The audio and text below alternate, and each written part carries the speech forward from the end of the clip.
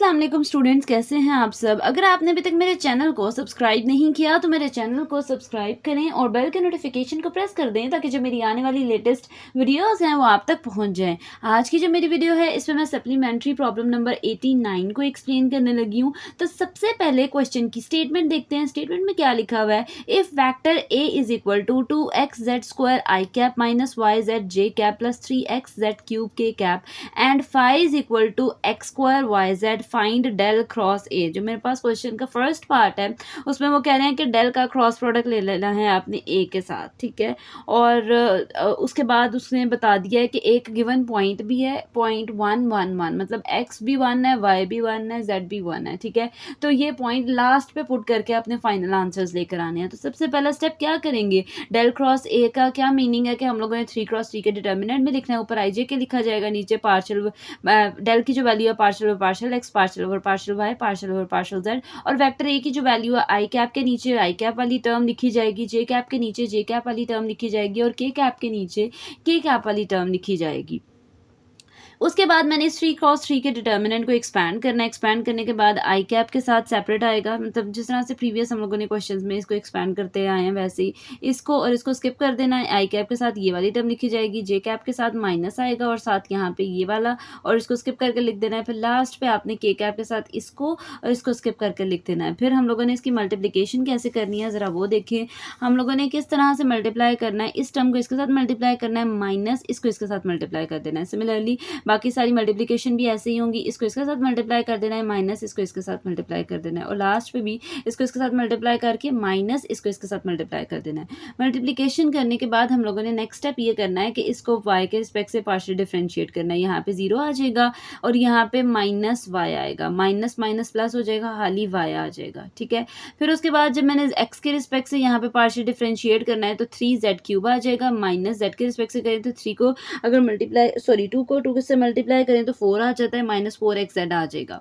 फिर लास्ट पे के कैप के साथ अगर आप देखें तो यहाँ पे हम लोगों ने x के रिस्पेक्ट से कोई वाली x की कोई टर्म नहीं है तो यहाँ पे 0 आ जाएगा।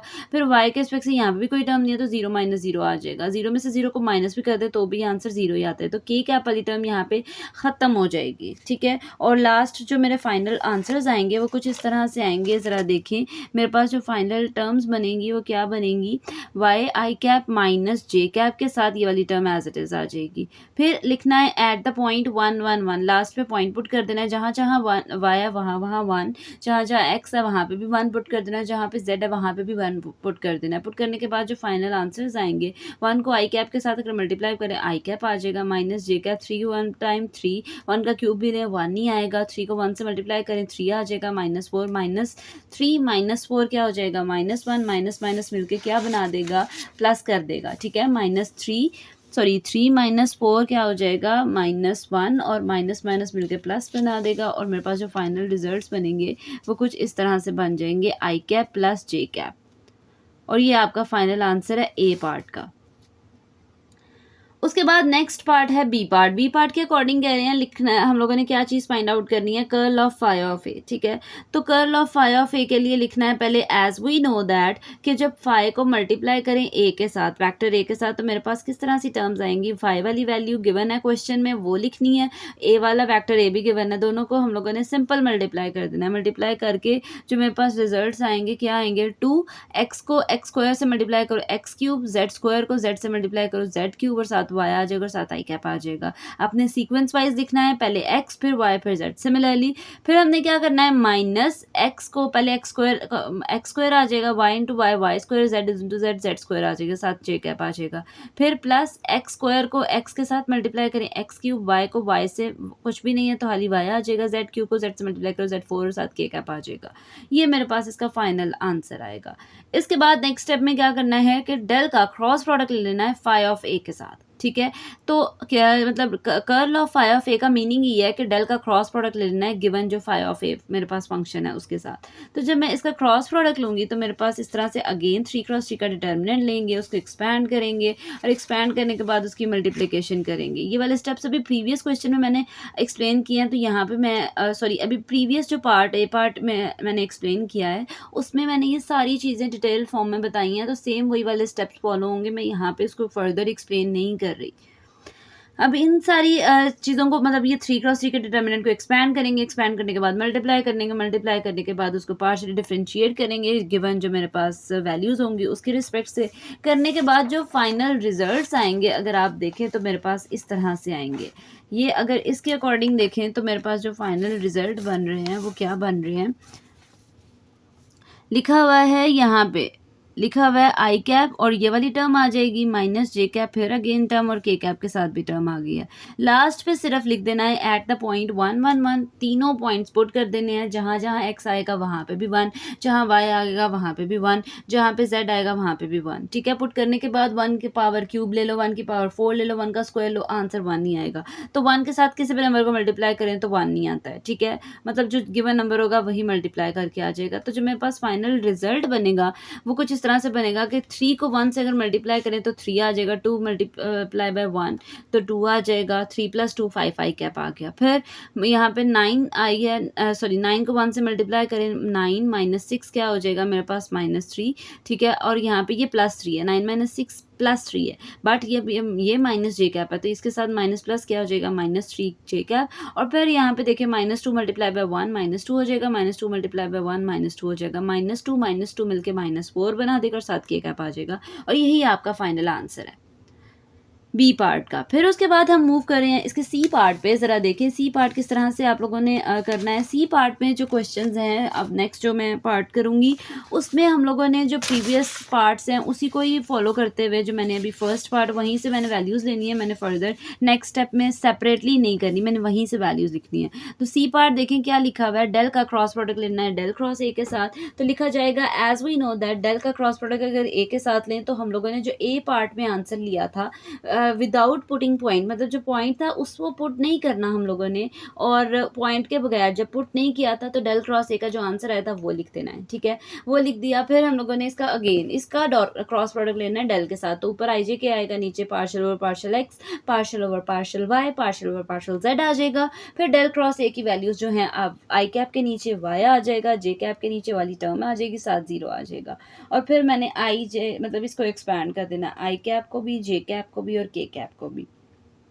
एक्सपैंड करने के बाद इसकी मल्टीप्लिकेशन होगी, सेम प्रीवियस जिस तरह से मैंने सारी चीज़ें एक्सप्लेन की हैं वैसे ही मल्टीप्लिकेशन होगी। और बाद में हम लोगों ने इसको पार्शियली डिफरेंशिएट करना है गिवन जो मेरे पास वैल्यूज़ होंगी उसके अकॉर्डिंग। तो मेरे पास जो फाइनल रिजल्ट्स बनेंगे ज़रा देखें क्या आएगा, -9z² + 4x और यहाँ पे माइनस बाहर ही आ जाएगा, प्लस के कैप 4z - 1।